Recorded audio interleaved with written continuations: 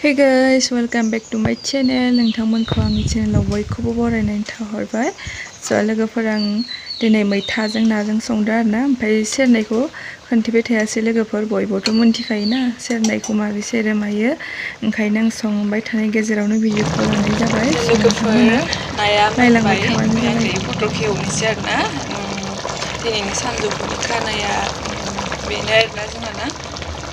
एसे दिन्थिलांनो सानबाय आरो आं जोंहा मा मैगं संनो दिनै होननानै। ओमफ्राय नै आं पटलखौ एवनोसै, नायलांबाय थादो। ओमफ्राय नै दालिबो संनानै दोनखाबाय आरोना। दालियाबो नै संनानै दोनखाबाय। ओमफ्राय नै बे पटलखौहाय सुनानै दायो बेखौबो फ्राय एवनोसै आरोना। ओमफ्राय नै नायाबो गोदौगासिनो मोनसिगोनसो। ओमफ्राय नै आङो पटलखौहाय माबाजों हालदै आरो संख्रि होनानै लाखाबाय आरोना, लागायजोबनानै लाबाय।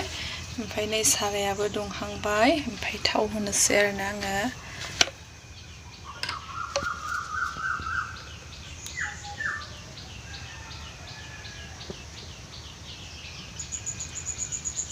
आधा होग्रोनोसै।